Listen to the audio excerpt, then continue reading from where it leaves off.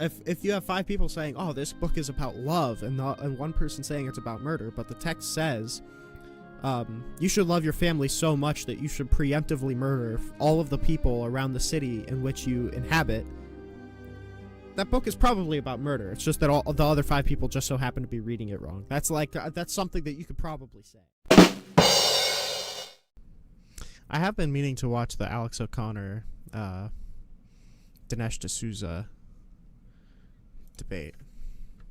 Hold on, Alex O'Connor.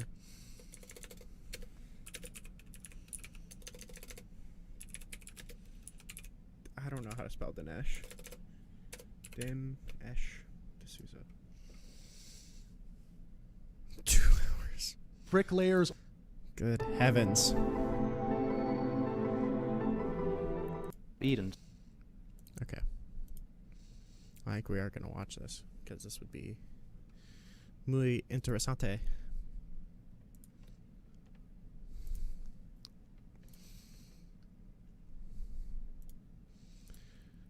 Okay. Who knows if we'll get through the whole thing. Alex O'Connor and Dinesh D'Souza. Thanks, Travis. It would be good to sort of give each other 10 minutes each to lay out something of a case. We're not going to be too strict with that, but and then hopefully most of the time we can dedicate to just having a chat. Dinesh said that I can go first, which seems a little odd given that he's, I suppose, technically on proposition, but I wanted to lay out a few different ways that I interpret the question and see where he wants to take it. Some people said that I shouldn't do this debate with this question. It's kind of an impossible question. It's the kind of question that requires more of an explanation to ask than to answer, which is a little bit strange. So I thought, the Bible is not a book. It's a library, and like any good library, it contains an amalgamation of different genres. And so asking if the Bible is true, you might as well ask if the corpus of Shakespeare is true. It sort of betrays a misunderstanding of how people interact with the text. So I thought, will Dinesh argue that the Bible is literally true, historically true, allegorically true, morally true, theologically true, metaphorically true? And I suppose the only thing for it is to sort of try each one on for size.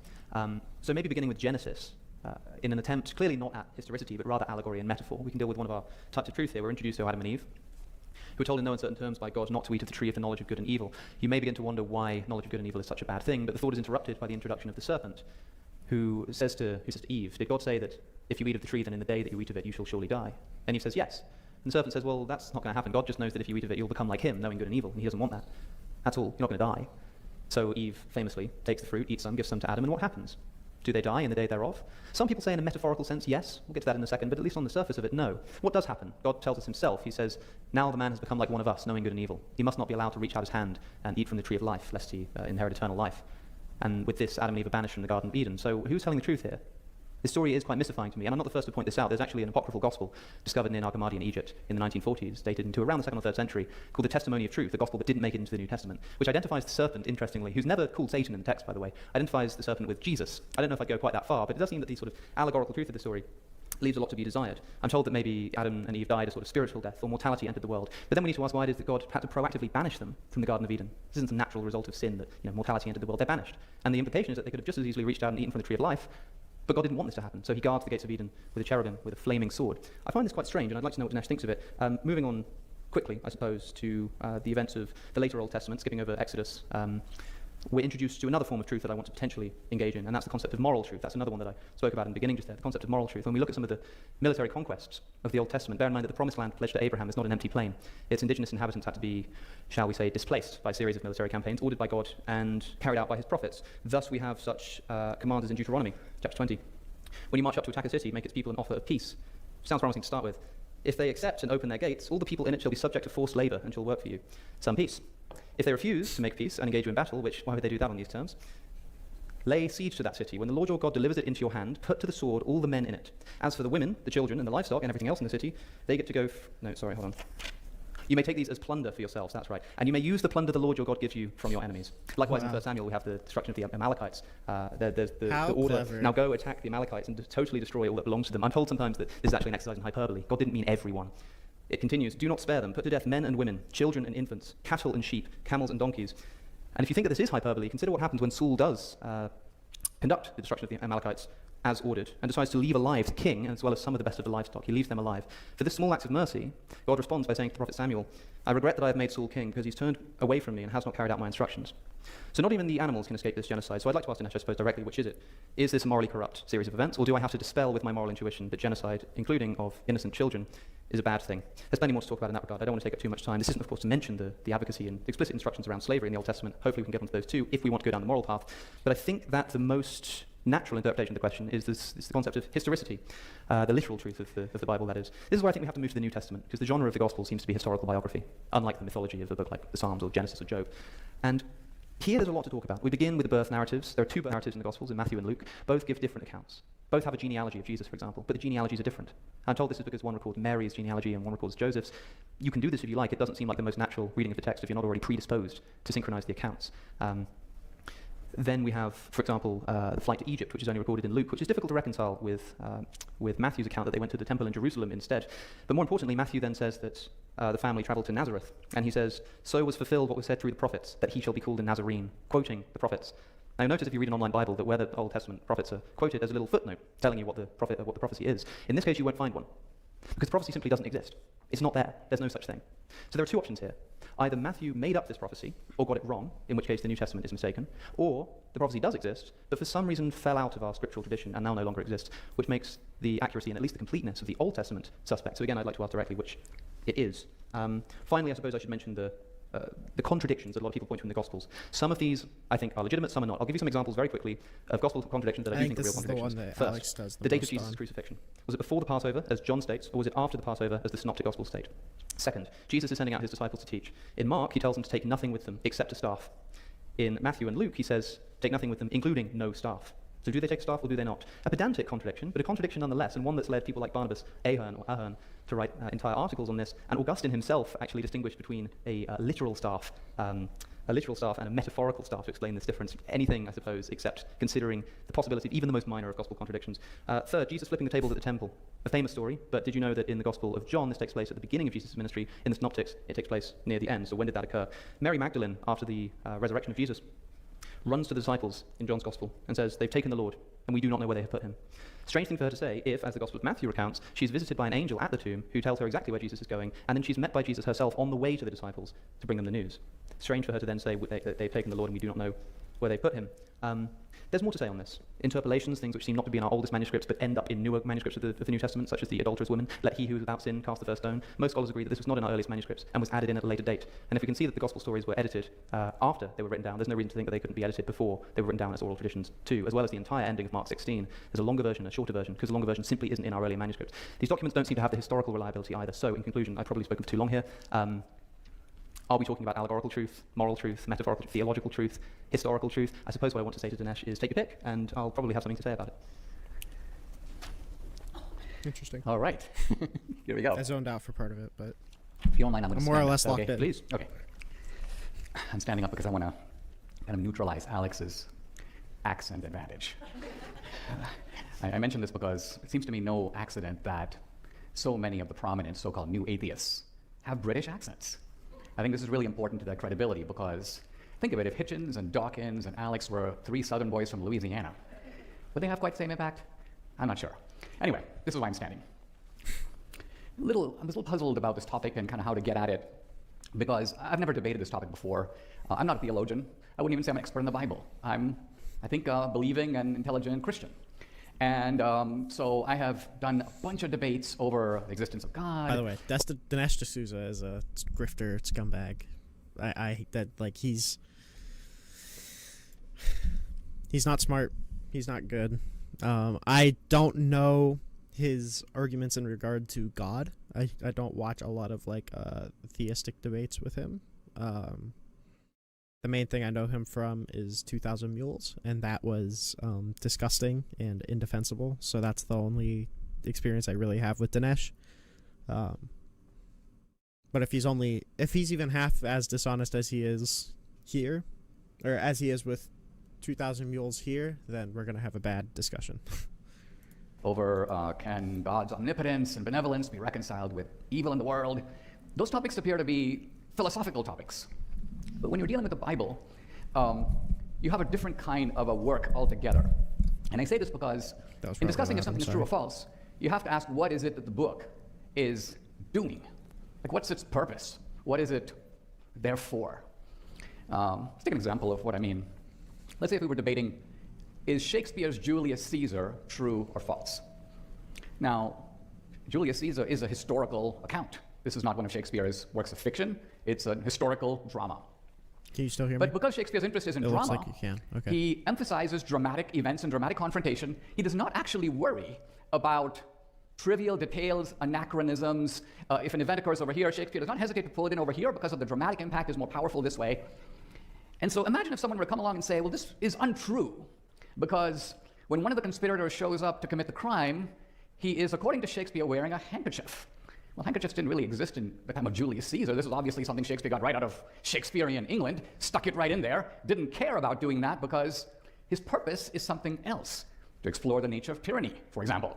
And so to bring the lens of saying this is anachronistic, well, you may or may not be right, but you're like missing the point of the whole book. And you're also missing the point of the author, and you're missing the point of the reader. Meaning the author's intention is not to worry about whether or not people in ancient Rome used handkerchiefs. The point of the author is to dramatize something about the essence of tyranny and conspiracy, and maybe the conflict between tyranny and freedom. And readers of the work, understanding that, have always taken it in that spirit. So, as I listen to Alex, I think to myself, let's think about the Bible, what kind of a book it is. Well, first of all, it is a book that exists sort of within a tradition and within a church. I mean, there was no Bible for 300 years, right? The early Christians get together in the 4th century, they put the Bible together. Now, there's already a flourishing church. In fact, right about that time, the Roman emperor will convert to Christianity. Christianity will become the state religion of Rome.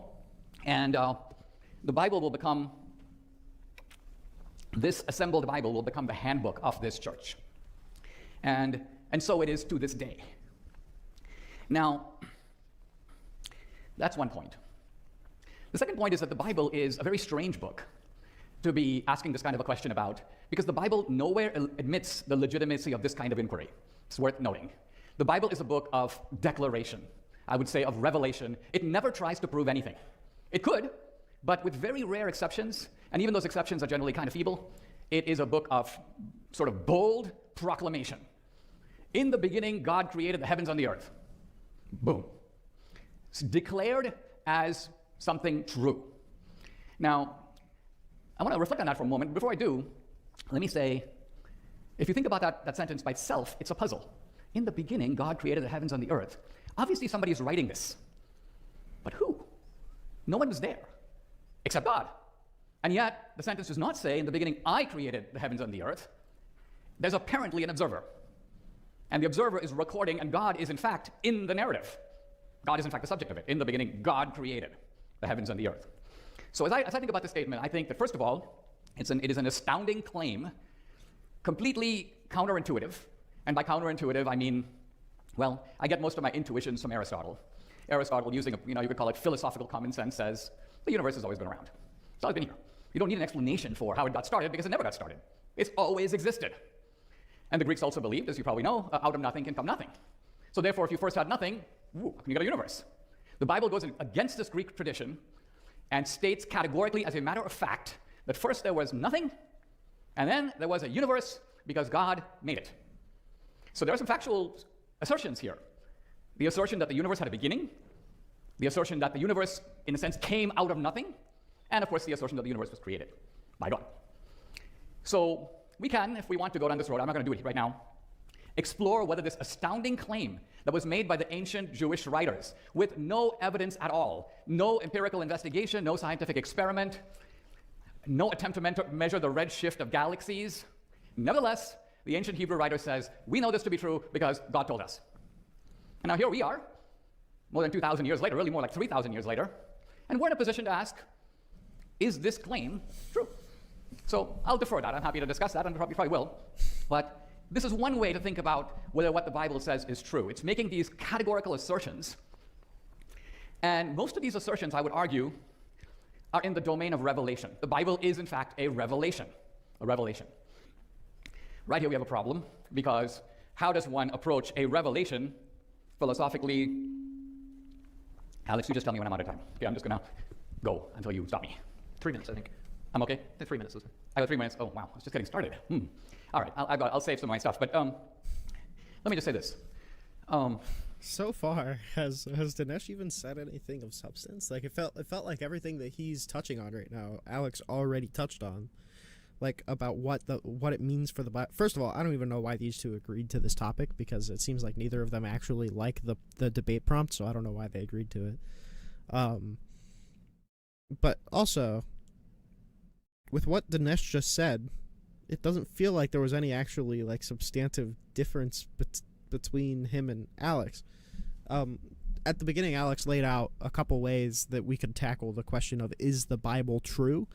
But it feels like Dinesh is like hyper-focusing on one of those things when Alex is prepared to discuss any interpretation that Dinesh is ready to take. And he's just been attacking, like he's taking one of the things that Alex was ready to discuss and saying like, oh, well, it can't be that. But then he's not like actually making like a positive claim. It's not, I don't even know if the fault there is with Dinesh. It's more so the problem of the prompt. I don't know why these two agreed to this prompt, because it feels like both of them don't even like the way that it's worded. What is the point of revelation at all? You know, we have a guy here who says he's a cosmic skeptic. Many people, I think, are skeptics. And so you might ask, well, why the heck do we need revelations? We have reason. Well, turns out that here we are, flung into the world. And if we reflect upon this fact, and reflect upon our place in the world, several important questions pop out that are the inevitable result of reason, but which reason is utterly incapable of answering. Not that reason has an answer to date. Reason cannot answer. What are these questions? 1, why is there a world? 2, what is our purpose in it? Why are we here? 3, what happens after we die? 4, is our passionate concern with justice, with morality, with goodness, that is constantly betrayed in the actual life of the world, ever cosmically vindicated after the world or beyond the world? So I could go on, but I'm giving you 4 straightforward questions that no intelligent person, I think, can avoid having to raise, and yet to which there is... I disagree on a couple grounds. One, that so the way that he's talking about the Bible and making declarations is either that term is so like broad that it doesn't actually mean anything, or it would just as easily disqualify the Bible from actually substantively answering any of these questions. Like when you say it makes a declaration, of what kind? Of a fact claim of what God believes? Like when you say, like what kind of declarations is the Bible making? And then if they're fact claims, then that doesn't actually argue against anything that Alex brought up. And if they're just like moral claims or whatever claims, that would mean that the Bible doesn't actually substantively answer any of the questions that he laid out. And then the obvious answer is the God of the gaps thing, is that just because an atheist or an agnostic or whatever cannot meaningfully address those questions, that doesn't mean that you can just throw whatever the fuck you want to in that gap, you know? Like, just because I can't answer if there's like a cosmic justice as to why the universe came about, and if like what caused the universe coming about, that doesn't necessarily mean that you can say that the Bible has those answers. There is no available or even conceivable answer. It's not as if there's no answer, but we'll get an answer tomorrow. Because let me put it this way. Let's take the question about life after death. And I'll close on this and open the door to further inquiry. Let's talk about life after death. Is there life after death, yes or no? Shakespeare says that death is the undiscovered country. No traveler who has gone there has ever come back. I think we probably have to agree with this. You might get some tiny hints from like near-death experiences, but by and large, we don't know. And not only do we not know, we have no way of knowing. The key point here is that probability, the absence of evidence is the evidence of absence. This is all gobbledygook. Because all of this is only based on prior experience. If you show me a guy and tell me he has 3 eyes, I won't believe you. Because I've seen thousands of people, maybe hundreds of thousands of people, and I've got a lot of experience, and based upon that, the probability that a guy can show up with 3 eyes may seem to me to be pretty low. But the question of life after death, if I think of an analogy for it, it's something more like the possibility of aliens. It's not even an exact analogy, but it's a similar analogy because if I say to Alex, you believe in aliens, there's no probabilistic way to say, yes, we have nothing in our experience to go this way or that way. And here's my point. It is exactly when reason not only breaks down, but reason can't even go there, that revelation steps in and delivers an answer. And here we are debating, is that answer true? And the question I want us to think about, at least to get started tonight, with what tools are you going to deliver a true or false verdict on subjects that are outside the domain of reason itself? I mean, Immanuel Kant says on the first page of the Critique of Pure Reason, before we discuss the great reach, whether we discuss whether this is reasonable or that's not reasonable and whether this is empirical, he goes, we first got to set the boundaries of reason. What is it that reason can and cannot know? Why? Because what Kant is basically getting at is that once you go beyond the reach of reason, faith is not unreasonable at all. Why? Because you have nothing else. So what I want to emphasize here, and I'm happy to discuss all the specifics we've covered today, or Alex has covered today, but essentially the Bible is something that is taught in church. It's a tool for ministry, for exhortation, to get people to live better lives, to help them deal with their life in the world. I have never heard a single pastor, for example, and I'm quite sure this doesn't happen in Jewish synagogues as well, going, you know what, let's go out and find the Amalekites of our day and kill them right now. Nobody says that. No one even thinks that. No one reads the passage that way. Nobody reads the passage of the fall in the way that Alex described it. And so we have a little bit of a problem. We got a book. It's a book that exists within a community for a purpose that the community is extremely clear about. This book is used every single Sunday millions of times and all around the world. It's used in Protestant and Catholic churches. Obviously, there are interpretive communities that differ in how things can be read and understood. There's also the whole separate question of the relationship of the Old Testament to the New. There's an old saying that goes that the New Testament is in the Old concealed. The Old Testament is in the New revealed. So the Old Testament and the New exist in a kind of odd relationship to each other. In fact, so odd that one party, the Jews, repudiates the relationship altogether. And from the Christian point of view, the Old Testament is incorporated but superseded by the New. And there are different ways of looking at that relationship, which we can get into. Let me just close by saying this. It's a rather long 3 minutes there. Oh, it's a rather long 3 minutes. It's maybe meant you finish soon in the way that Jesus promised. No, let me pause right here because and ambiguous soon. But I'd love to question you on some of the things you've already said. All right, if you don't mind. We will put the ball in your court. So I think what's going to happen now is we're going to go into discussion. Hope so. Right? Okay, I got carried away. I was trying to fix my mic because it fucked up. So I kind of missed the tail end, but I feel like it was probably more of the same. But the interaction between Alex and Dinesh is probably going to be the more interesting part than the opening statements, which lasted 40 minutes or whatever. Okay, and you're going to ask me some questions. We'll discuss, and I'll ask you some. Sure, and I'm happy to essentially take the things that I said in my opening statement and slot them in and apply them to the things that you just said right there. So you began by saying that the Bible is a strange book to ask these questions of because of its purpose. I assume you'd agree with me that the Bible is a collection of books rather than a singular text, with different authors, different intentions, and most importantly, different genres. So the first question I suppose I'd like to ask you is, do you agree, for example, that at least some biblical texts are attempts at historical biography, such as in the Gospels? Of course, I would agree with that. But let me just qualify it this way. Sure. When we think of the Bible as revealed, the question now becomes, what do we mean? Did God write the book? Did God inspire the book and human beings wrote it? Did God show human beings events that they then described in their own words? Okay, so the reason these things are important is it seems to me, to answer the question I raised earlier about in the beginning God created the heavens and the earth, the way I understand it is there's a perfect revelation shown to a gospel, to a Bible, to a Jewish scribe who sees it, so to speak, but writes it in his own words. When I look at the book of Revelation, same thing. And does it get anything wrong? Do the scribes get anything wrong? It's quite possible that when you say get anything wrong, they are writing it in human terms. I mean, you know... I mean the specifically mundane human things. I'm not talking about when the author of Genesis says that God created the heavens and the earth, or talks about the Spirit moving across the face of the water. This is clearly mythological. This is clearly an attempt at mythological writing. That's fine. It would be silly to ask if that's true or not. But when somebody... I don't think it is mythological writing at all. I think that it is simply... I mean, put it this way. If we were, in the year 4000 BC, if we were John the Divine, and let's just say that God showed us in a vision the actual end of the world, right? Sure. Apocalypse. We would then write down the 4 horsemen of the apocalypse, death and famine and destruction. We're not engaging in myth-making at all. I'm actually writing what I see. So you think there'll be a 7-headed demon? Of course not. I'm saying that to me, what I'm seeing is so... Let's just say, for example, it is a thermonuclear explosion Sure. of a kind that the ancient Bible writer doesn't even know what it is, right? And the consequence of it is death and destruction and famine. He's going to write it down the way he sees it. But right? Where's he going to get the 7-headed dragon and the prostitute from?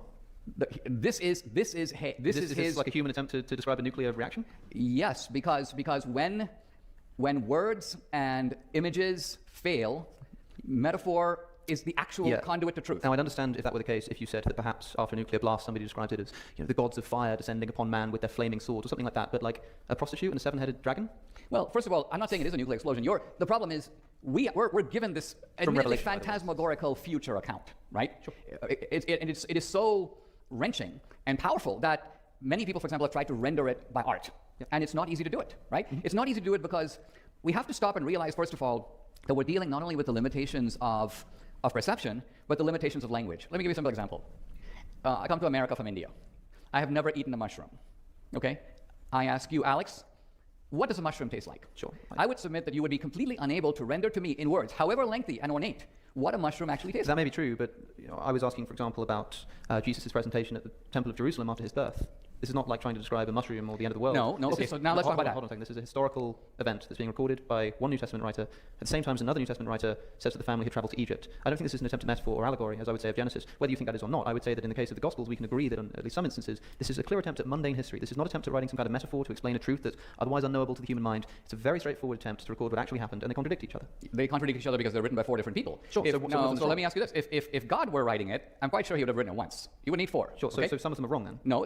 Okay, so when you say they're wrong, let's consider Luke's gospel for a minute. Yeah. Luke is a medical doctor.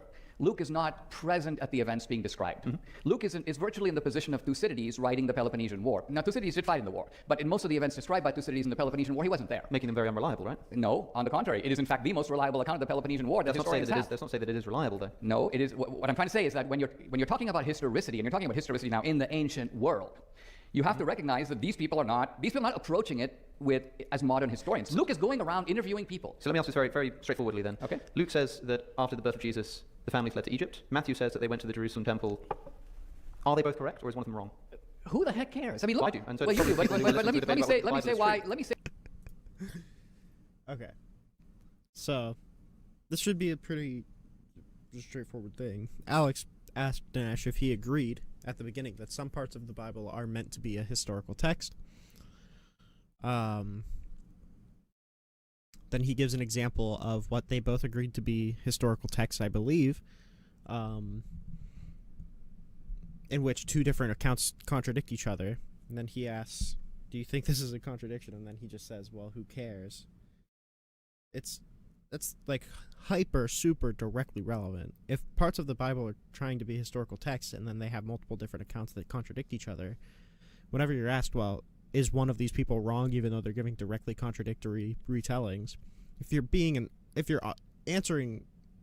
engaging honestly, you would probably say yes, but that's irrelevant, or something along the lines of that, not like who the hell cares, and try and like sidestep onto something else. Say why what you care about is not only trivial, but indicates a kind of unwillingness to try to get what the text is trying to I'll tell you why I don't think it's trivial. Because I think that the reason why Luke may have invented the flight to Egypt, well, he tells us. Luke says, when he records the flight to Egypt, and then they return from Egypt, he says, this is so that we can fulfill the prophecy from Hosea chapter 11, out of Egypt I shall call my son. Now, in Hosea, God is talking here about the nation of Israel. At least in this case, unlike the Matthew prophecy, the prophecy actually exists and we can interrogate it. It seems to me like what Luke is doing here is attempting to display Jesus as the fulfillment of the Old Testament prophecy. And in fact, he tells us that that's what he's doing. Therefore, if it is the case that Jesus didn't go to Egypt and didn't come out of Egypt on his return, then this would undermine Luke's attempt to identify Jesus as the Jewish Messiah, fulfillment of the Old Testament prophecy. That's why I think it is relevant. Well, look. And not trivial. Right, but I think that Would you agree with that? I mean, do you think it's a completely trivial point? If it's so trivial, no, I think that the point as you stated it before is trivial. The point you're now raising is not trivial, but the point you're now raising is one in which you have 3 centuries of Jewish Christian disputation about whether Jesus is the Messiah. Okay, and by and large, the disputation breaks down in this way: the Jews are the biblical literalists, and the Christians are the sort of metaphorical readers. And I say this because let's take a very famous passage that bears on this very topic, where Jesus is talking about the destruction of the temple, and the Jews go, you said the temple would be destroyed. Now, interestingly, Jesus did say the temple would be destroyed, and the temple was in fact destroyed in 70 AD. In fact, 40 years after Jesus said that, the temple was in fact physically razed to the ground, and the Jews dispersed in a huge diaspora. But my point is, Jesus doesn't reply that. Jesus doesn't say, hey, listen, wait 40 years. Jesus says, no, you're misreading me completely. When I said the temple, I was actually speaking of the temple of my body. But he doesn't tell them that. But this is stated. We're told that that's what he means. We're told that's what he means. So what I'm getting at is, here you have a case where you have an event You have a Jewish literalist reading and a Christian metaphorical reading. Another example, and you know. So would you say then flight to Egypt is a metaphor? Is that what you're trying to say? In other words, I'm trying to understand what it is that you're doing here to actually answer the question that I'm asking you, which is about, because here's my theory, here's an idea. Okay. Luke, the author of Luke, invents the flight to Egypt in order. Oops, I muted myself. I can't tell. So it might just be my ADHD brain. I can't sit down and comprehend like the high level discourse or whatever, but it really doesn't feel like Dinesh is engaging almost at all, and he's just trying to go on different diatribes. Alex saying that really really vindicated me a little, because I feel like I'm a step behind this conversation, but it might be because Dinesh is having a completely different conversation with himself than the questions that Alex is answering or asking him. Order to identify Jesus as the Jewish Messiah, meaning that when we read Luke, we should note that where it appears that he's making historical claims, we should note his willingness to twist history in order to fulfill a theological You don't know if he's doing that. You're assuming that. This is your theory. No. What I'm saying is that that's one thesis to explain the contradiction between Luke and Matthew. If you want to say that it's trivial, then fine, but we still have to explain how it comes about. And what I'm saying is one idea of how this comes about leads to us undermining our trustworthiness of Luke. What I'm asking you for is your explanation that would not lead to us having to undermine the trustworthiness of Luke. I don't have the ability to referee that passage. I'm not aware of this contradiction. I'll have to go back and look and see. That's fine. Go and look it up. But what I am doing is I'm questioning your methodology and your kind of what would I call it? You got the Jews and the Christians arguing about events, and they're very complex events, and they're very powerfully meaningful events. Like let's take for example, Abraham and Isaac are going up the mountain, and Isaac says to Abraham something to the effect of, "Where is the lamb for the sacrifice?" And Abraham says to him, "God will provide. God will provide." Now, in a Jewish reading, this whole thing has got to be understood in terms of, here's Abraham, he's willing to sacrifice his son, God says stop, it's a tale of obedience. In the Christian reading, it's not that. It's not only that. The Christian reading is, Jesus is the Lamb of God who takes away the sins of the world. So when Isaac says, "Where's the lamb?" and Abraham says, "God will provide," it is a foreshadowing of a significant event in the New Testament. Now again, as I say, the Jews and the Christians argued this for 3 centuries and more. I'm not even trying to adjudicate who's right, but I'm saying you're waltzing in, coming with neither of these two assumptions. In fact, I assume you think that the Old Testament is as mythological as the New. No. Okay. Sorry, I need to and I guess what I'm saying is that people who read the Bible to understand what the Bible is trying to say and what we can learn from it, do what the Jewish rabbis did and do what theologians like Augustine and Anselm and so many others have done. They don't really do what you're doing, which is saying, hey, Luke must have talked to a guy who thought it happened over here, but in fact, this guy says the roof was thatched, but another guy says they let the guy in through the roof who had to be healed. Contradiction. Yep. And I'm like, is this your way of trying to say the Bible is not true? Yes, it is. The Old Testament. Yes, okay. It's precisely what I'm doing. The Old Testament is not fully mythological. I think Genesis is mythological. I think that Exodus makes more of an attempt at history that has mythological undertones. I think that the military conquests I mentioned in my opening statements are attempts at describing literal historical events. I think that Psalms are poetry. I think that Job is mythology. I don't think a man called Job actually existed. Right? And so there are lots of different genres here. The reason I'm asking about the contradictions in the gospel, and I understand if you don't want to talk about the specific example of Egypt and Jerusalem, fine, whatever. Maybe you can send me an email about it later or something. That's fine. But the reason I bring it up is to say that there are lots of these, and in each case, if we try to look at why they might be contradicting each other, the reasons I think we're given tell us that the historicity of this text should be in dispute. For example, I mentioned the date of Jesus' death. The Synoptic Gospels specifically place this after the Passover meal. They have the Last Supper as the Passover meal. Okay. John uniquely sets it before the Passover because he has the theological purpose of wanting to depict Jesus as the Passover lamb. Mm-hmm. Now, this is a contradiction if the Gospels are supposed to be historical accounts of what happened to Jesus, which I imagine if we were having a debate about whether Christianity were true, about whether the God of the Bible existed, you might put forward, say, an argument for the resurrection of Jesus. You might say, well, we have good historical evidence to think that Jesus rose from the dead, and you might point to the story of the crucifixion and the disciples seeing him after he died. This is a common thread. The problem is that if we're treating it as historical in an area like that, then we have to engage with it as a historical text. Why would they contradict each other? Okay. I would say for the same reason that Luke contradicts Matthew in birth narratives, because they're attempting to make a theological point, which tells us at least, and maybe you think that the New Testament is an entirely theological and in no way a historical text. Would you agree at least that the New Testament writers are seemingly willing to adapt the historicity of an event in order to serve a theological point? Would you agree with that? Yes and no. I would agree that...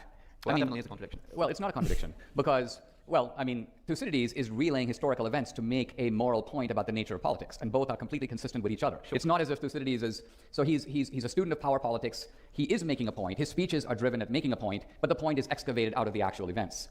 Now, I think that there's a reason that we're given 4 perspectival accounts of Jesus' life, and they're not identical. In fact, as I say, if they were identical, you wouldn't need 4.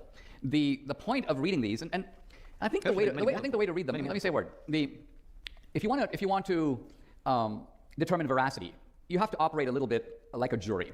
And by that I mean, pick up the Gospel of Mark, the first of the Gospels. Now, by the way, these Gospels are written very proximate to the events they describe. And I say this by the standards of, we're talking about historicity of any historical document. 70 AD, would you say, for Mark?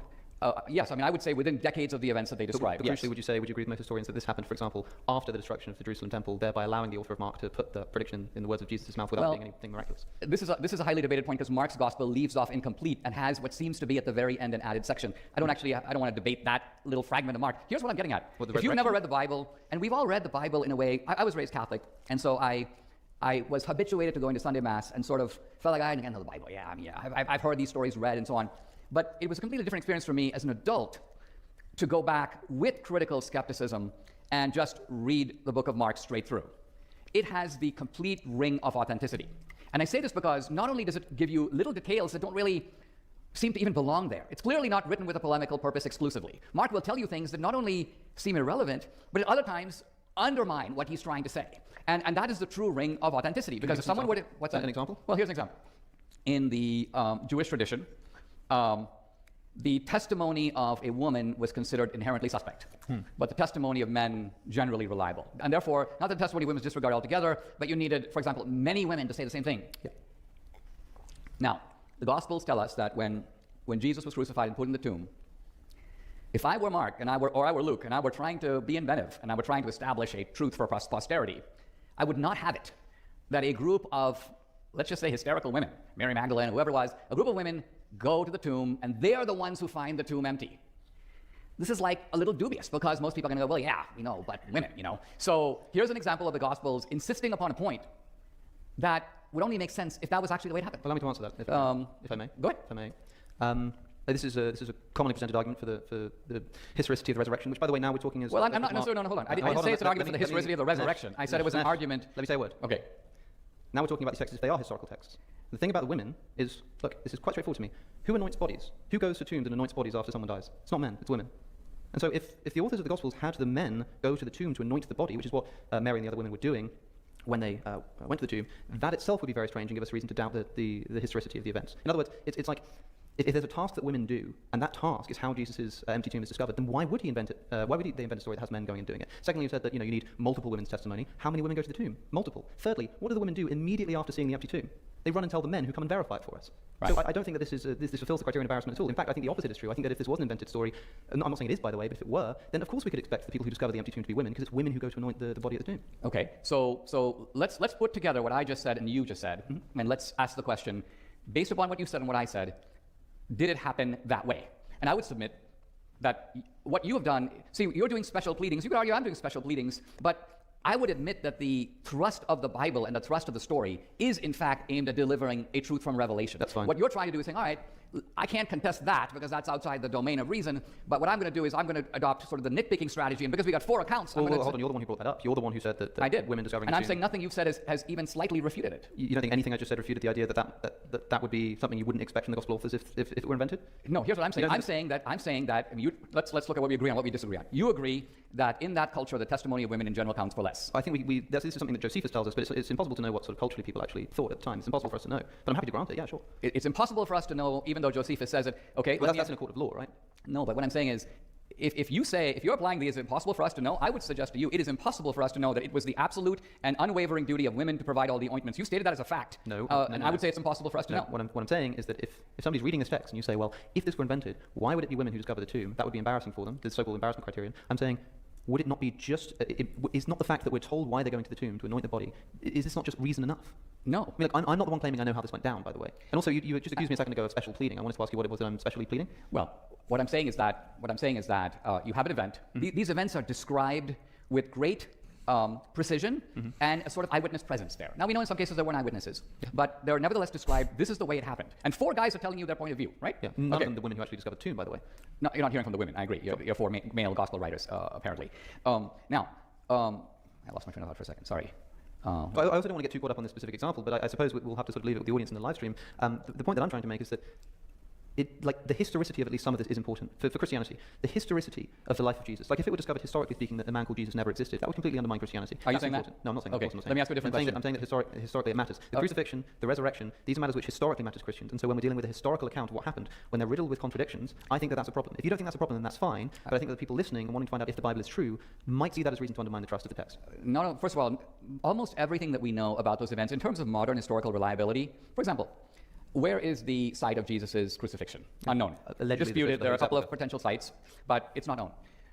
What day of the year was Jesus born? Unknown. We think Jesus lived for 33 years, but let's say that one of the Gospels said it was 33 and the other one said it was 34. Do you think that would actually refute Christianity? No. Okay, it would not. No, it would actually be quite understandable that you'd have two guys, and they would get that, and they'd be off on that, and this contradiction would be trivial. Feels like the problem is that Alex is making claims more towards like things that are directly important to the truth of what Christians are proposing, whereas like the exact birthday of Jesus isn't very important. But if there's any like historical accounting for the crucifixion, that's much more important to the truth claim of Christianity. So it feels like Dinesh keeps like boiling it down to make it look like Alex is just nitpicking, and he kind of is. But if you're able to find so many contradictions in a hyper important, allegedly historical retelling of like a really important thing that is like central to your religion, that raises doubts about the authenticity of it. So bringing up Jesus' birthday in response feels a little overly simplistic. I don't or like not like purposefully. It's not comparable to what Alex is doing. Because the issue is not whether Jesus lived for 33 or 34 years old. Right, the issue is something... That's a different kind, because if you could tell me that the reason why they had specifically chosen those ages was to serve a theological point, knowing that they're willing to sort of adapt history in order to make a theological point, I wouldn't say that point alone undermines Christianity. What I would say is that it undermines our trustworthiness in the Bible. I'm not saying that any one of these contradictions can tell us Christianity is false. No, but I'm saying... Firstly, the question is not if Christianity is true, it's whether the Bible is true. It may be the case that the man called Jesus came down to earth, rose from the dead. It's just that the gospel accounts get the details wrong, which means that the Bible is not correct, but the story that the Bible tells is true. It means that Christianity is true, but the Bible is false. That's perfectly consistent. I'm simply saying that what you're doing is you are supplying a motive that is completely made up, and that I could engage in exactly. Let's just take, for example, the 33 versus the 34 years. Now, here's what I'm saying. If there was such a contradiction, and I were being you, I would say, oh, the reason that Matthew said it was 33 is because 3 is the number of the Trinity. And so 33 has a certain theological resonance because 3 and 3 is 33. Hold on. And then I would come around and say, well, the reason the other guy said 34 is actually 3 plus 4 is 7. God made the world in 7 days. 7 is known to be a number fraught with theological significance. And I'm saying this is basically Alex BS. Dinesh, the gospel writers tell us that's why it happened. They say that the reason the family went to Egypt was to fulfill the prophecy of Hosea. Okay, and so you... So in other words, if the gospel writer... And now imagine that the gospel writers had written what you just said. Imagine in the actual texts, one of them said he was 33 when he died because of the number 3 in its significance. Correct. And another said that he was 34 because of the number 4 in its significance. That would be a contradiction. And in that instance, not just a historical contradiction, but a spiritual and theological one too. Actually, no, it actually wouldn't. I'll say it, come on. It wouldn't. I'll tell you why. You don't think that's a contradiction? No, it's not a contradiction at all. Because the gospel writers are constantly... Contradicting each other? No, drawing... not constantly contradicting each other. If they were constantly contradicting each other, you wouldn't have spent half an hour on a single event that frankly I haven't even heard of. In fact, no one's ever heard of. I've never ever heard anyone discuss this in any context. So we fish out which event? This prophecy about Hosea. I'll go back and look at all this. But what I'm trying to get at is, if you had a plethora of contradictions, you wouldn't be spending the entire debate on one that I'm sure no one in the audience has heard of either. But okay, you've heard of it. Probably because you've been listening to his YouTube channel. You don't think that this is a highly discussed point of contention in the Gospels? The flight to Egypt and its contradiction with the flight to Egypt. Look, the flight to Egypt is an important event in the Gospel. Dinesh, also you said why could you only bring up this one example? Take your pick. The date of Jesus' crucifixion, whether they're to take a staff or not to take a staff. The dating of Jesus flipping the tables at the temple. Mary Magdalene and what she says at the tomb. When the temple curtain rips. In the Gospel of Luke, it says that this happens before Jesus' death, and in the Gospels of Matthew and Mark, it says that it happens afterwards. We can go through any of these contradictions that you like, but the problem is that what you're going to tell me is that it's trivial, and then when I try to explain that it's not trivial, you say, oh, well, I haven't even heard of it, and no one else really cares about this. When other people do, by the way, this is a highly discussed point of contention in the Gospel. All I'm asking you to do is say that when I mentioned the staff in my opening statement, and I said that whether or not they take a staff is a totally trivial contradiction. I'm not bothered by that. If I were a Christian, I would say, yeah, of course, because the texts are not going to perfectly accord. But for some reason, Augustine could not accept this, and so comes up with this ludicrous idea of a literal staff and a metaphorical staff that Jesus is talking about. If you were willing to just say, yes, this is a contradiction, but that doesn't upset the method of Christianity, I think it would be a much more defensible and respectable approach. But instead, it seems that you're unwilling to admit that there's even even a single contradiction in these texts. I am saying that the texts are written from 4 different points of view. Do they contradict? And it is quite possible that on details, Matthew tells you things that are not in Mark or different than Mark, contradict Mark. Contradict Mark. Yes, contradict Mark. And so the point is, here's my point. You're acting, I mean, look at it this way. You would be scoring a point if you could say, God wrote 4 books and they contradict each other. Just like if you're able to say, Dinesh said this in the beginning of the debate and that at the end of the debate, Dinesh is contradicting himself. On the other hand, if we have 2 guys who are here today to go and write an account of this debate, right? And then we look at their accounts, which are authentic, first person, I was their account with a lot of detail. Yep. And one guy says, for example, you know, the lights were dark, the other guy says the lights were dim, or one guy says, for example, that Dinesh was sitting at a 45-degree angle, another guy says it was a 50-degree angle. Yeah. But These now are not, imagine, and then someone goes, Dinesh was... Yeah, the problem is that it's not... Okay, I'm starting to understand where this is going wrong.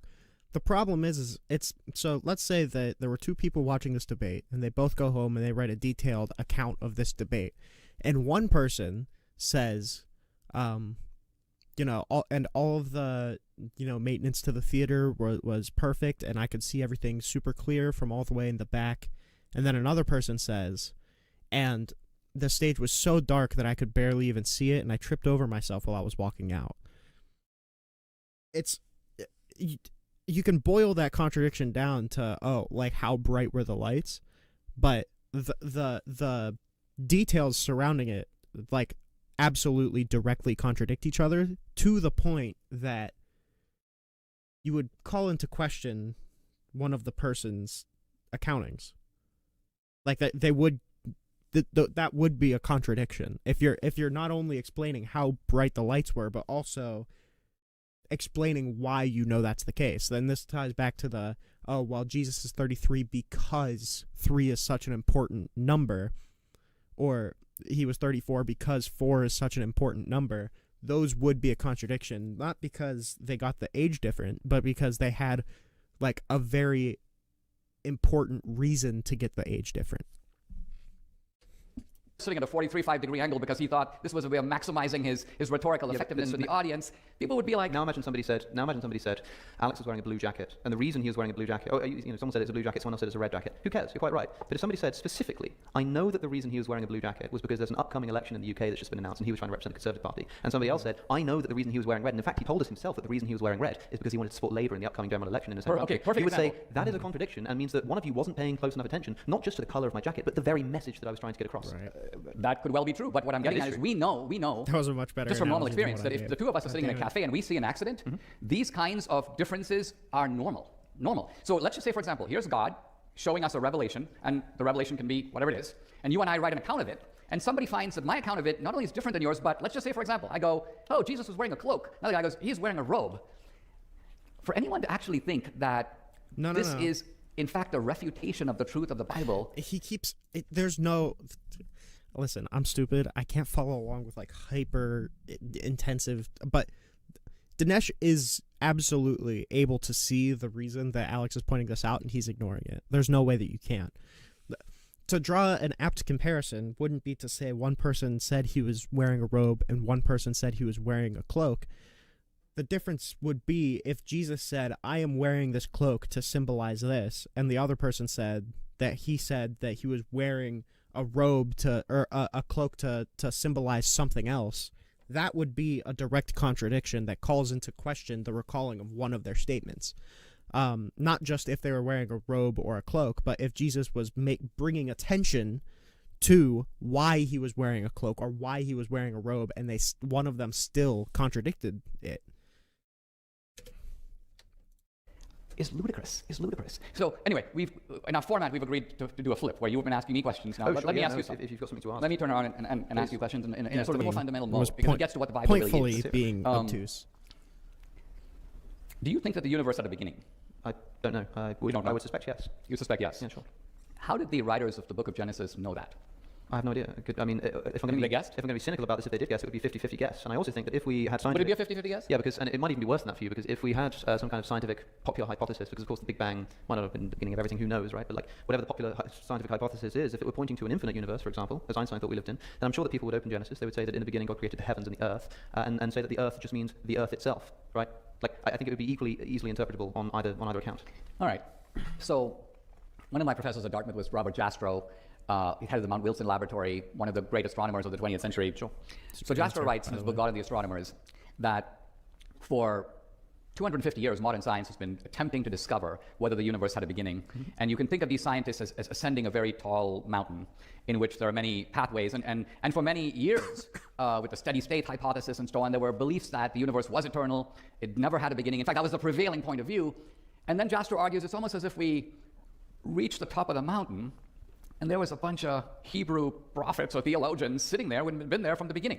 So I'm describing now a skeptic, a true skeptic and a true scientist, describing the scientific shock that attends to a discovery that, and I think it is out of the spirit of that discovery for you to go, oh yeah, I mean, it could have been this, it's like tossing a coin. It isn't like tossing a coin. This is a question that's been argued for 2 centuries and only resolved in the last several decades, and resolved decisively in one side and the other. And the fact that you're not willing to just straight out say, yeah, it is actually an astounding fact that we now know. No. I mean, look, the scientific method has also revealed to us that the Earth was formed about 4.5 billion years ago. That is much later than the sun. The Old Testament account, the Hebrew Bible account, tells us that it was the other way around. So got that bit wrong. All right. So we're, yes, the Bible is not. So sometimes it gets things right, sometimes it gets things wrong, you know? The Bible is not a science. It's not listing out a scientific. Well, now hold on a second. You can't now move the goalpost, especially if you're still going to miss. The issue. The issue of the origin of the universe is extremely critical. You just told me that Genesis predicted, or knew about, or somehow knew about the scientific hypothesis of the origin of the universe. Then when I pointed out another scientific observation that doesn't accord with Genesis, you tell me that Genesis isn't a scientific text to begin with. Well, if you read Genesis, it is making a astounding claim, which pertains to God. Obviously, God created the heavens and the earth. Is it making a scientific claim or not? Is it telling us how the universe scientifically formed or not? It's not telling us how the universe scientifically formed, because if it did, they would be outlining the history of the Big Bang. Then what's the relevance of bringing this up in the first place? Because it is stating a conclusion, not a process. It's not telling you how the universe was formed. Right. It's not telling you about. It also doesn't tell us how the sun was formed, but it tells us that it was formed after the Earth was. It tells us that that's the case. That's wrong. It's incorrect. Show me.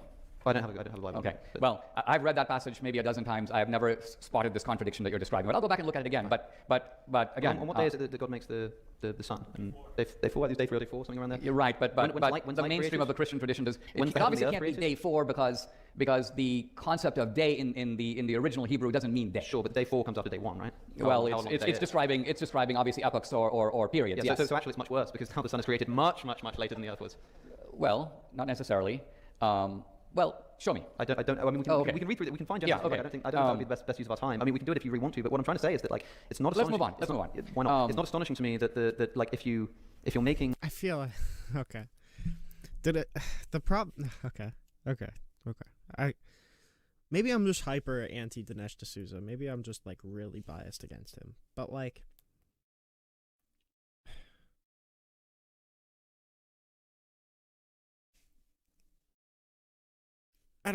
Like, not noticing that contrast. I mean, obviously he wasn't looking for it, but I think it was the second, like, oh, show me, after he already said that I don't have a Bible on me, he was like, oh, okay. So Dinesh is going based off of, like, Alex clearly knows, Dinesh clearly doesn't, but he's just gonna act like it's split down the middle because Alex can't pull out the Bible, which he already said that he doesn't have to show him the contradiction, but yeah, he just dug his grave even deeper with it. Claims about the origin of the universe, especially in the case where if it is making a specific claim in the knowledge that there's a sort of infinite hypothesis and a beginning hypothesis, to take a 50-50 stab, it's not amazing to me. It would be more amazing to me if everything lined up and it gave us an otherwise unknowable historical scientific account of the beginning of the universe. But as you say, that's not even what Genesis is trying to do. So I don't understand how. Yeah, I'm not saying that Genesis is trying to unfurl I'm saying that Genesis is making a statement about creation, and the statement about creation has a very startling scientific implication. Because if there was a creation, then there obviously wasn't something, and then there was something. But I mean, it's not just science which can tell us that the universe had a beginning. I mean, like, there are lots of philosophical arguments that people have made. Perhaps most famously, Al-Ghazali, who argues against for the impossibility of a past infinite universe, and I think does so quite convincingly, with no reference to redshifting and no reference to scientific hypotheses. So it's perfectly possible for somebody to take a pretty studious and educated guess at the fact that the universe had a beginning long before the scientific method told us that was the case. I'm not saying that it's not possible to make philosophical arguments, and of course, as you know, there was a tradition in ancient Greece of making philosophical arguments all over the place. So maybe that's why. Let me keep going. It's my time. Let me pose questions. I'm trying to answer your question. Maybe if you ask me how would they know, isn't this astounding? I would say, well, maybe they just had a philosophical tradition that taught the beginning of the universe, and that's where they got it from. Except that, or maybe they just didn't. It's not inconceivable, but it's not likely, because when we think of the tradition of Western civilization, we speak of Athens and Jerusalem. We speak of the origins of philosophy starting in about the 8th century BCE, and then really developing first in Greece. And then we talk about the tradition of revelation developing in ancient Jerusalem. So was there a hidden philosophical tradition? Possible, but probably unlikely. Let's proceed to the issue of the veracity of some of the historical events described in the Bible. Mm-hmm. Would you say that figures like Jeremiah, David, are these historical figures or mythological figures? I'd say, I don't know for certain, but I would say that the Bible is certainly attempting to paint them as historical figures. Fair, what it's attempting to do. You've been trying to. So I don't know. But you don't know. I'm you have no happy idea. to say yes. Okay. So on a. I would predict yes. I would say yes. You would say That's yes. what I would imagine. Yeah. Okay. Do you think that Sodom and Gomorrah are historical cities? Probably yeah. Probably yes. Would you say that Pontius Pilate was a real person? Yes. Yes. Sure. Okay. Would you say that? All right. Now, these statements that you're saying now were in no way known to be true until recent decades. Some And of those, I'm not sure. all the ones I If mentioned. you're talking about like archaeology, Yeah, I'm talking biblical archaeology. Let me give you an example of what we're Archaeology talking can't about. prove the historical existence of a person very easily. Well, let me go into this a little bit here. And also, I don't like it's. You can. I want to make sure we're using the time wisely here. You could give me a sound archaeological bit of evidence that all of these people existed. That is in no way tells us about the truth of the stories that are attributed to them. No, it does. Well, let me put it this way. For many centuries, this is a whole tradition of biblical scholarship in the 19th century. In fact, really until in some cases 10, 15, or 20 years ago, there was absolutely no evidence historically for the existence, for example, of a Hezekiah, Jeremiah, David, let alone actual locations for David's palace. Sure. Hezekiah's tomb. All right. Hezekiah's His tunnels. tunnels. Now, let me tell you something I discovered. I was getting a tour recently, a few months ago, in Israel from the guys at Hebrew University, and they were talking about an archaeologist named Eliot Mazar, who's what she calls herself a biblical archaeologist. She's not a Christian or even a believer, but the way that she does archaeology is this. She has the Bible in one hand and the sort of the pickaxe in the other. And the approach to it is pretty simple. It is, I want to find David's palace. Now, no one has ever heard of David's palace is in the Bible, but there's no independent corroboration of it at all. There's a foundation in Jerusalem called the City of David Foundation. They have a little office. Dr. Eliot Mazar walks in their office and says to them, you have to move your office because the palace of David So I guess here's the problem that I foresee this running into. The claim of if the Bible is true or not isn't necessarily that it's either all true or it's all not true. So right now, Dinesh is saying like, oh, well, the Bible makes constant references to things that did end up being true, that we didn't know until it was independently verified, but it was in the Bible the whole time. But then, like, I could write down right now that I went to the Walgreens in, Minnesota, and I, saw some person and I zapped them with my lightning hands. And assuming that there's no, like, mainstream media, and assuming that there's no, like, actual, like, physical documentation, assuming that Walgreens existed in biblical times and I zapped somebody with my lightning hands, you could prove that Walgreens in Minnesota existed. You could prove that I existed. You could prove that the person that I allegedly zapped existed. But that doesn't mean that it's an accurate retelling that I zapped them with my laser fingers, like... Having historical documentation of parts of a story doesn't prove that story, especially when it's as broad as someone implicated or the place that it happened. In the ground underneath your office. And these guys are like, how would you know that? And Dr. Mazar says, because if you read the Bible, it will tell you that David, when he built his palace, brought in Phoenician builders who brought materials from Phoenicia and also brought Phoenician building expertise. The Phoenicians were apparently the builders of the day. And so Dr. Mazar says, we have found Phoenician seals, Phoenician coins, Phoenician inscriptions here. And so I predict that the palace is right underneath here because the Bible tells me that that's how that palace was built. So David's palace exists? David's palace is there for you to see today, and it is in the exact location of where it was said to be. And what I'm getting at is the archaeological approach here is to use the Bible as an archaeological tool. The location of Sodom and Gomorrah. There was a lot of speculation that said Sodom and Gomorrah were cities over here or cities over there, but actually makes no sense because A, what we know about Sodom and Gomorrah is that they were once flourishing cities. 2, they were burned to ashes. 3, Abraham supposedly could see the smoke from a long ways away. And so these locations of Sodom and Gomorrah were never found until recently, by recently I mean recent decades. An archaeologist, again in the Eliot Mazar tradition, takes the Bible and says, for Sodom and Gomorrah to exist, it's not enough to just go looking and see if we find stuff and go, hey, is this Sodom and Gomorrah? Let's actually follow the tracks of the Bible. Let's follow the map provided admittedly in very sketchy terms. The Bible is not trying to give you a map, but it's giving you clues. And based on these clues, the actual Sodom and Gomorrah is located, and you dig into it, and guess what? You find the remains of an ancient city, and you also find ash and debris. In other words, there was an ancient city there. It was completely burned to the ground. So one of the great cities of the ancient world then becomes an absolute nothing, and has been an absolute nothing since. And not only does the Bible describe these events, but it says exactly that, that these great cities will cease to exist and will never be resurrected again as they have not been to this day. If I may, because I'm beginning to suspect this isn't a question, I might just jump in here. Sure, yeah, okay, so the authors of the Hebrew Bible. My conclusion. If I might answer the question. I mean, it is your time, but I need to be able to speak as well. The Bible contains accurate data about where archaeologically we can find the ruins of ancient cities. Okay, that's not too extraordinary to me. I have no problem saying that the people who wrote these texts knew where these places were with exact precision. Yeah, and in fact, notice what's happening.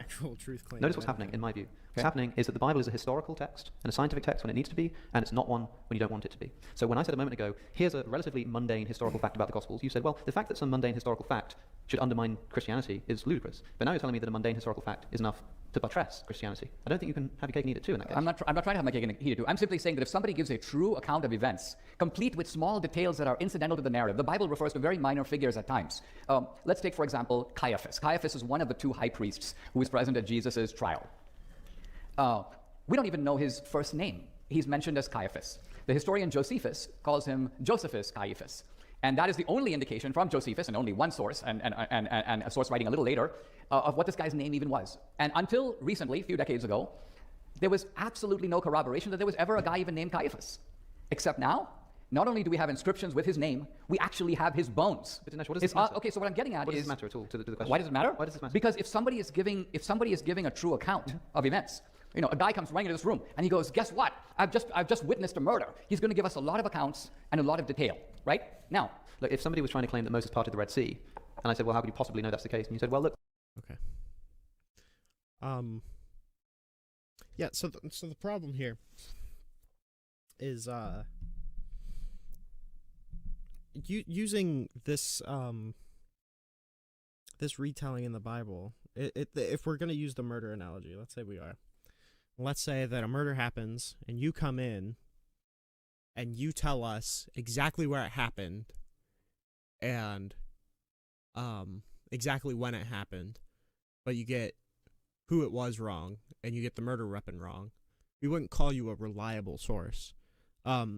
Just because the Bible incidentally gets some details correct, that doesn't mean, one, that it's true, or two, that we should trust everything it says.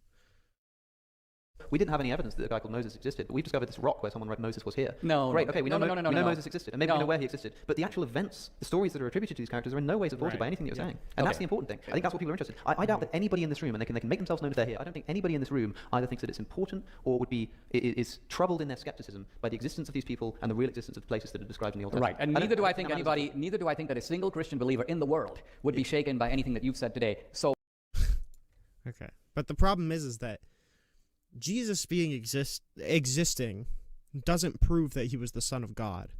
Whereas two people giving like contradictory testimony with contradictory symbolic meanings of it does actually call into question the reliability of their retellings. That's the difference. You can say that they're not really a concern, but one actually is a legitimate concern and you just feel like it's nitpicking, and the other one, the one that you're providing, is actually nitpicking or like kind of doing the opposite, where you're pointing out that Jesus was a historical figure and then trying to justify the claim that he rose from the dead. So let's really try to meet in the middle on the stuff that Without really matters. actually And I think what we're really justifying saying, when you the mentioned the rose parting of the from the Red Sea, to me, it's like, now we're talking. Because we're talking about... These are different. These are categorically different types of events. I mean, what you just said, these are different because people are troubled by what I say and they're not troubled by what you say. Because for an atheist to say that Hezekiah existed doesn't mean they can't be an atheist. For a Christian to say that Jesus didn't historically rise from the dead means that they're not a Christian. Correct. So these are different. They're asymmetrical. They're asymmetrical. So let's pick up the... So it matters when the historical elements are wrong.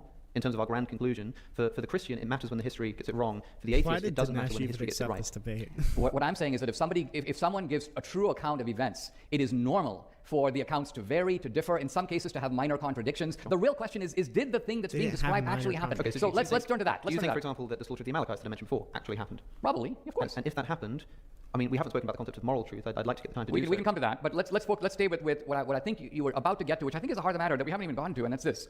The Bible is where the Bible is the most unbelievable is in its account of astounding and miraculous events, right? Healings.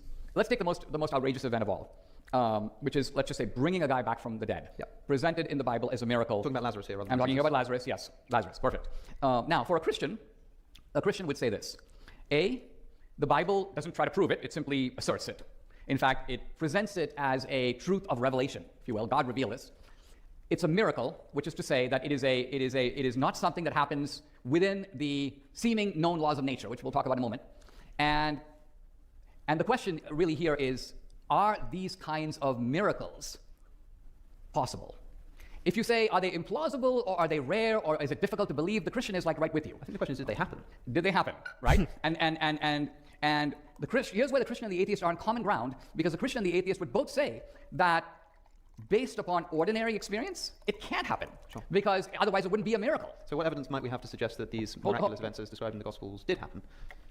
I'm saying that because the miraculous events, the Christian would simply say, if God exists, miracles are obviously possible. Sure, I agree. The atheist has a higher burden. And that is, the atheist has to say that whether or not God exists, which is not the topic of our debate here, miracles are impossible. Because if they're possible... They don't have to say that. You don't have to say that? No, of course they don't have to say that. You don't have to say that. You say it is possible for a man to be raised from the dead. I can say that that's possible without thereby... But you're saying that this particular one didn't happen, but the event is possible. Without thereby in any way telling us anything about whether it happened as reported to us. Is it possible for the Red Sea to be parted? Sure, why not? It is. Okay. Is it possible for But what does that do for us? Is it possible that Muhammad flew to heaven on a winged horse? Okay, so here's our problem. Well, hold on, yes or no? Yes, of course it's possible. Of course it's possible. So that means that, the miraculous events described in Islam, you've got such a higher burden of proof than the Muslim does if you're having a debate with a Muslim. Because you have to say I am that's not trying. I am not trying to prove the veracity of this or that miracle. I freely admit that I can't do that. I'm not trying to prove the veracity of this But or you that can't miracle. disprove it either. No, of course I can't disprove it. Exactly. But that's not my task here. That's like me saying, I think that, I don't know, to take a Shakespearean example, I think that, spoiler alert, But we don't need Shakespearean example. Romeo took the poison. Let's take an actual. And if you said, well, hold on, how do you know that actually happened? And I said, well, you can't prove that it didn't. Well, let's pick an actual example that pertains to Christianity. Let's talk about something I raised earlier. There's a reason I was not engaging with that. Do you believe that there's life after death? I don't know. You don't have no idea. Yeah, I'm agnostic on that. So if I say that there's life after death, am I being unreasonable? I don't think so. Not at all. It depends on your reasons. It depends on my reasons, but what I'm saying is, if I were to tell you that there is no empirical way to prove this one way or the other, my faith, let's say, that there's life after death, is just as reasonable as someone who says there isn't. Sure, it depends on what the reasons that are given are, of course, but sure. We're talking about the reasons that are actually available. Not the person who's giving a reason may give the best or not the best reason. I'm happy to say yes. I just want to be careful what I say because people might get the wrong impression of my beliefs. But yeah, the problem is if you're talking about reasonability if you're talking about if someone's reasonable or if they're not, without taking into account the reasons that they believe it, like that, it's a completely pointless question. Yeah, sure. I mean, sure. We've got two people. One says life after death. One says not. They're both just as reasonable. They're both just as reasonable. Sure. Yeah. Okay. Excellent. Okay. Good. I wanted to clarify that point particularly because what's to do with the truth of the Bible? Well, all I am saying is that the claims of miracles, you and I are not going to be in a position to go back and see whether or not Jesus raised a man from the dead. That's right? not all you're saying. It's not all you're saying. The Christian is perfectly willing to take that on faith. You think that did happen, and you're taking it on faith, and that's fine. Like, more power to you. And in fact, I envy your ability to believe things despite what. Well, don't you take a lot of things on faith? Of course, yeah, absolutely. Plenty of things on faith. Yeah, all the time. So all the things that you take on faith are things that you think are not unreasonable, but the things that Christians take on faith are to you unreasonable because they can't be corroborated with historical evidence. Is that what I said? I don't remember saying that. So are the Christian beliefs on faith just as reasonable as everything that you believe on faith? It can be depending on the reasons, but the veracity of the gospel accounts and the Old Testament prophecy, I think, is unreasonable to believe in. Not life after death, that's fine, you can believe that. Not like, a man called Jesus rose from the dead, fine. But the idea that the Bible comports with reality either in mythological sense, in an allegorical sense, in a moral sense, or in the sense of history. Let's talk about the moral sense, since you raised it, and we'll just talk about briefly. We've got time for Q&A, but look, I can reread the text if you like. The Amalekites... Well, let's not talk about the Amalekites, in part because here's the problem. For most Christians, the Old Testament is different than the New and is seen through the light of the New. So if you want to go to, Dennis Prager, who has written about this from a Jewish perspective, has written about the Deuteronomy, the Book of Kings, the Amalekites, we can bring him out what he later, considers to be the justifiable massacre of the Canaanites. I don't really want to go there because... Well, I know why you don't want to go there. Well, the reason I don't want to go there, the Old Testament is full of horrific massacres. Yes, and that is, hold on. Massacres which are ordained. Massacres which appear to be ordained by Yahweh directly, agreed. And why are you saying Yahweh instead of God? Why are you trying to distance yourself from the God of the Old Testament? Well, I'm not trying to distance myself. I'm simply trying to say that any reader... So why is that the first time you've used the word Yahweh in this conversation? I'll tell you why. Because there is a movement within the Bible itself that you are completely missing. Do not think that I have come to abolish the law or the prophets. I have not come to abolish them, but to fulfill them. For truly I tell you, until heaven and earth disappear, not the smallest letter, not the least stroke of a pen, will by any means disappear from the law until everything is accomplished. Therefore, anyone who sets aside one of the least of these commands and teaches accordingly will be called least in the kingdom of heaven, but whoever practices and teaches these commands will be called great in the kingdom of heaven.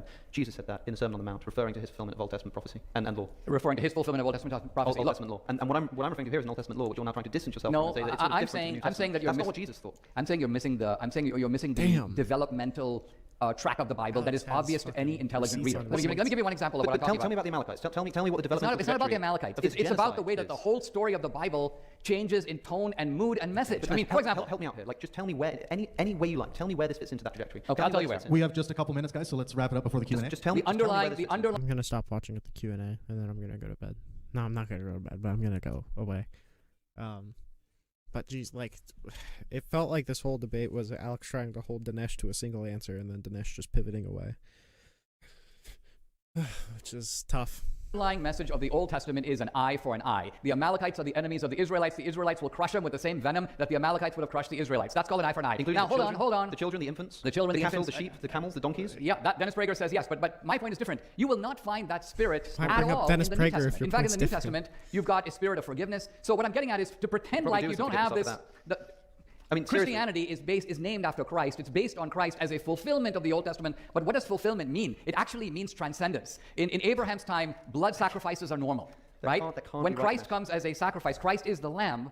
The point is those blood sacrifices aren't that can't be necessary right. anymore. Listen, That's the Christian reading. And you keep filibustering me because you know that the Bible is showing a movement in a direction, and to miss the movement is to miss the Bible. Let's look at God in the Bible. Let me make one quick point about God in the There's Bible. nothing quick about what you're doing, Dinesh. There's nothing quick about what you're doing. I need to be allowed to respond to what you're saying. Be- And be- I'm getting sick whenever You're I have these cross-examining me conversations. on the justice of smiting the Amalekites. Honestly, I don't see any justice in it, but I do agree that that was the eye for an eye ethic Eye of the for an Old eye. Testament that is repudiated and transformed and transfigured in the New. I've had this conversation so many times, most recently with William Lane Craig. At least he had the gall to just tell me that, yes, that was a moral thing for God to do. I get sick to death of people hand-waving away this genocide by some vague reference to the fact that Jesus came along to do something which somehow kind of undoes the immorality of it. Like, this is not an eye for an eye. This is a genocide of combatant men, innocent women, and children, and animals. Saul is punished by God for not killing all of the animals. Like, That is actually a ludicrous misreading of what's happening. let me just make with a Saul and Can I, David. you guys, let me check in just. I have to make this point. Okay. I've got to read the text from Joshua as well. Okay, and then we'll check in with the audience because we're probably. I think the audience is going to agree that we want this to keep going No, that's fine. instead If of you going want to to do Q&A. Q&A, But we'll that's check fine. in just after Alex's point here. I think it's important, like, read these texts for yourself. There's no way that I'm misreading this text. We know that this is what's happening. In the slaughter of Ai, that's a type of Canaanite. In Joshua, we're told that when Israel had finished killing all of the men in Ai, in the fields and in the wilderness, where they had chased them, and when every one of them had been put to the sword, the Israelites returned to Ai and killed those who were in it. That is to say, that we're told that this is just because the promised land was inhabited, and God, he's allowed to do this. So because the Israelites want that land, they have to go and chase out the Ai. So they chase them into the wilderness. They chase after them. They slaughter them in the wilderness. They then turn around, come back into the city, and kill who's left. Who's left if the combatants have run away? The women and the children. This is intolerable, and I cannot have Well, it hold on, simply, hold on. I mean, simply waved away. you- with All right, reference to hang the on. character of Jesus. Let me are- just for a second. It can't happen. It can't keep happening. Let's pause for. You're completely blind to the irony of what you're saying. Dinesh, can we pause for just a second? Yeah. Okay, everyone who wants to go to Q&A right now, make a loud noise. Everyone who wants the discussion to continue on and eat up the Q&A time, cheer. Let him- Okay, sorry guys, we're gonna let them roll through Q&A. let's- All right. We might have some time. Christianity invented the just war tradition, according to which the slaughter of women and children is out of bounds. Prior to Christianity, no one thought this. Everybody did it, and everybody today does it everywhere in the world, and we do it too. The bombing of Dresden, the bombing of Hamburg, Hiroshima and Nagasaki. The incineration of women and children is the normal course of war. I just watched a World War II documentary in which they interview an old bomber, U.S. Bomber pilot, and he goes, I was given a bombing mission to hit a target. I asked the U.S. authorities, who's in the building?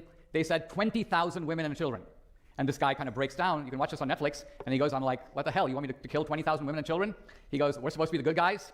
And he goes, but I couldn't repudiate the order. It was an order, so I did it. So what I'm getting at is Is it everybody does it? it is not ethical, it is not, but I'm simply saying, Alex, that you are a product of the Christian morality that repudiates it now. You're standing on a Christian mountain and acting like, whoa, look at these Christians. They taught you to talk like this. These people did not teach me to think like that. They did. These people were listening to their God who was telling them to slaughter innocent women That's and right. children. The ancient Israelites were, but the ancient Israelites are not what taught you. What taught you is the 1,000-year tradition of the early Christian church.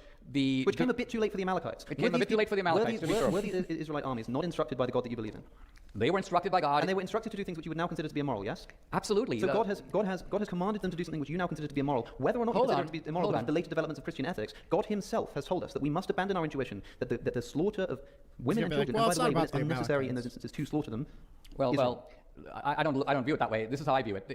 Let's put it this way. Even in the ancient world, divine revelation comes into a primitive, barbaric world, which is full of a lot of really bad guys. And God says, keep going.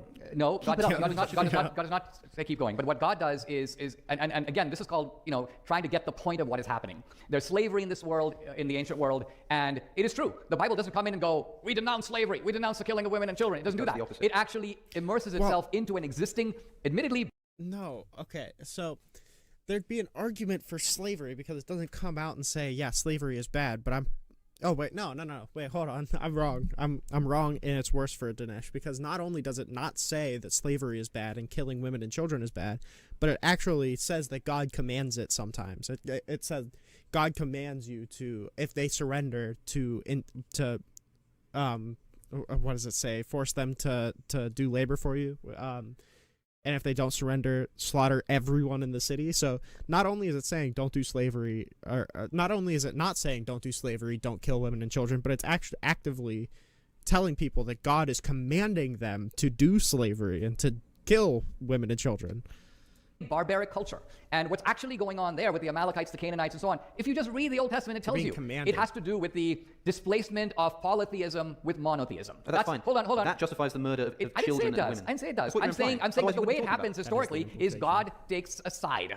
The single monotheistic God, who, by the way, in the Old Testament does not act like a monotheistic God. He acts like a tribal God, right? He acts like the God of only the Israelites. And so Israel's enemies. Listen to what you just said.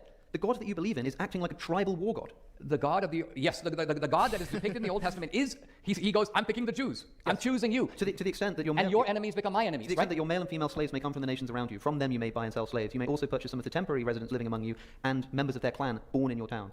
You can bequeath them to your children as inheritable property. This is human beings, by the way. But you must not rule over your fellow Israelites ruthlessly. So not only do we have, the description of slavery in the Old Testament, we have an explicit condoning instructions on how to do it and doing it based on race. Well, I wouldn't say based on race, because how else do you first of all, racism is an invention of the modern world. Call it tribe if you like. These are clans. You treat these are militaristic Israelite clans. slaves this way, and you treat non-Israelite slaves this way. By the way that the Israelite slaves are treated, we're told in Exodus 21, if you have a male slave, they're to go free after 7 years. But if you give them a wife and they have children while they're your property, then they don't go free after 7 years, only the man does. And Exodus 21 says, but if the man decides that he loves his wife and his children and his master and wants to stay, then he can say to his master he wants to stay, at which point he's taken outside, his ear is pierced like cattle, and he becomes a slave for life. Now, by the way, female slaves aren't let go after 7 years at all in the first place. Now, I understand what you're saying when you say, when you say, like, okay, maybe God couldn't have abolished slavery for some reason, but at least, for example, when the male slave goes free, let his wife and children go with him. Yeah. Why not this simple moral improvement? There is no conceivable reason that this could not have been ordained by God, but look, it was not. You have a capital argument here to be had with the rabbis, and look, this Alex let him kind of successfully pivot. Why would you? I can't think of a single situation where it would be defensible, even by that time standard, for God to command his people to do something directly immoral. There is a massive rabbinical tradition that discusses And every fine point, as you know. But it's not my job to isolate the Old Testament from the New and justify ancient battles that have no bearing. Let me put it this way: tell me how if someone were to listen to you, undoes they would have no idea that the first anti-slavery movement in the world is driven by the Quakers and the evangelical Christians. They read the same Bible, but evidently they don't read it your way, because if they read it your way, they would be the prime apologists and defenders of slavery. So Dinesh, you have to explain why you take a universal institution. Dinesh, when did that happen? In every culture. When did that happen?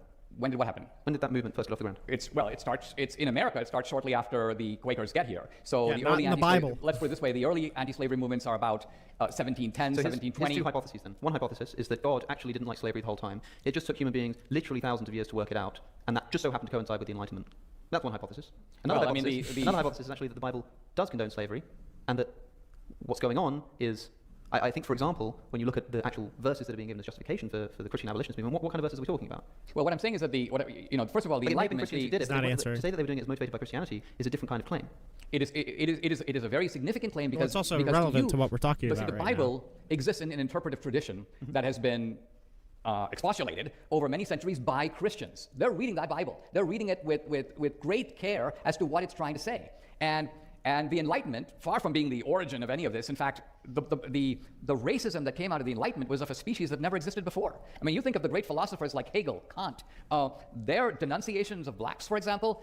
You'll find nothing like that in the Old Testament, leave alone the New. And if modern Enlightenment thinkers were beholden to think that these Enlightenment thinkers were ineffable, creators of an inviolable ethic, then we'd probably have had a harder time getting rid of it, don't you think? Well, nobody. Do you think the abolitionist movement was helped or hindered by the existence of the verses that I've just described? Well, I think it was hindered by them because I think that the Southern apologists of slavery appeal to those verses, to be sure. They appeal to the Old Testament verses And that were pro-slavery. tell me where you could appeal to be anti-slavery specifically. I mean, not love your enemy, love your neighbor. Tell me specifically. Like, here's how I can put it: you're in a time machine. You go back to antebellum slavery in the American South, Yeah. and you find yourself on a plantation, and you say to the master of the house, you own a bunch of slaves. I don't think this is moral. I don't think you should be mistreating them. Where do they turn?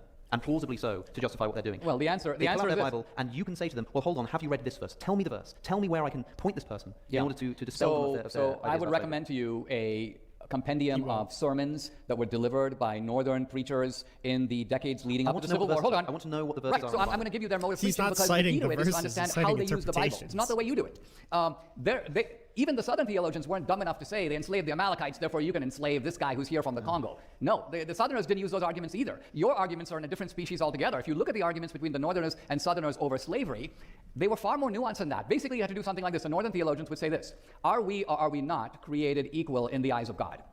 Yes or no? Yes. Are we all equal? So what? I was trying to make some sort of comparison to how this would be used politically, but I can't even do it. Like, for you to say, yeah, the way that you're interpreting the Bible is wrong,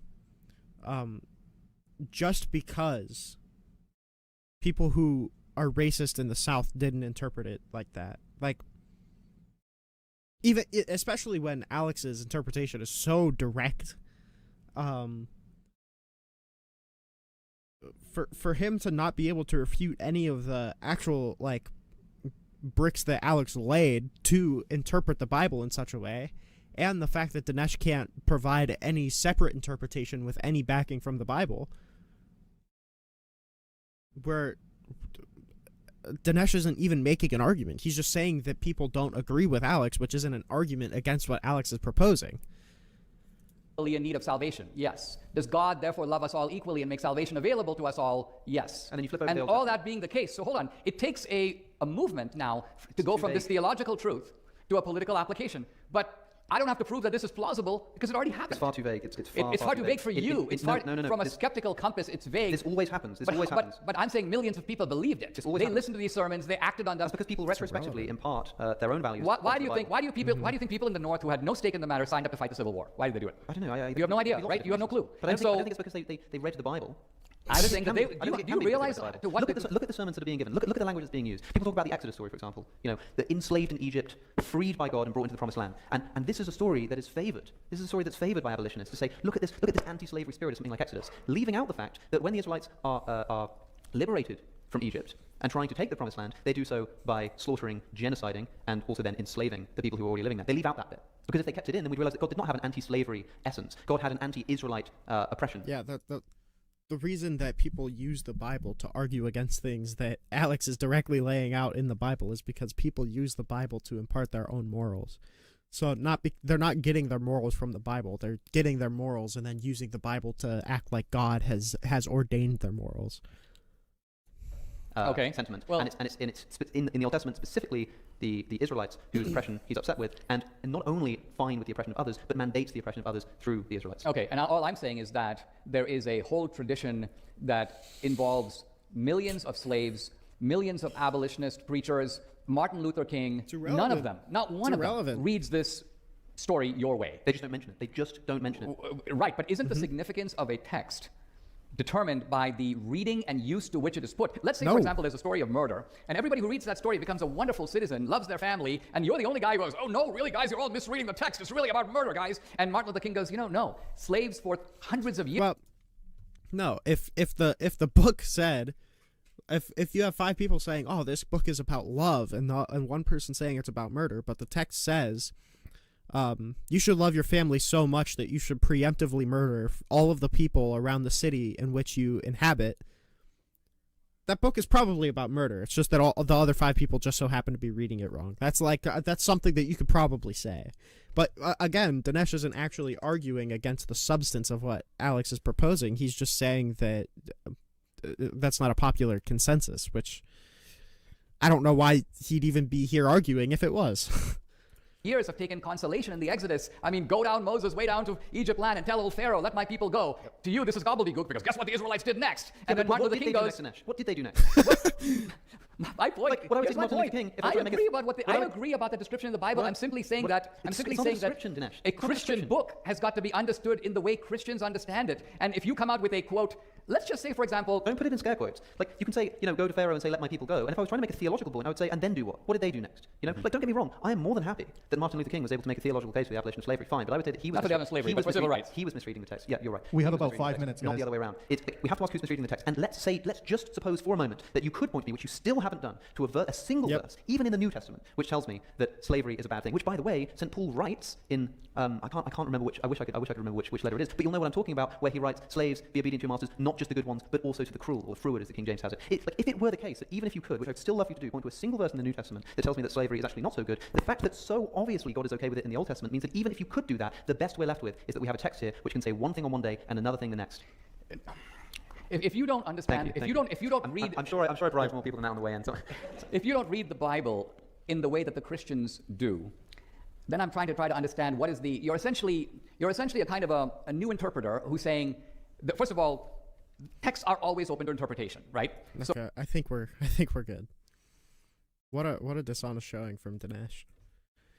It was fairly cordial at the beginning, but holy shit, like he really showed his ass towards the end. Like he didn't actually argue against anything that Alex was saying. He didn't refute any of the quotes that he brought up. He didn't refute any of the interpretations from the quotes that he brought up. He just said that, oh, well, Martin Luther King didn't agree. Okay. Good one.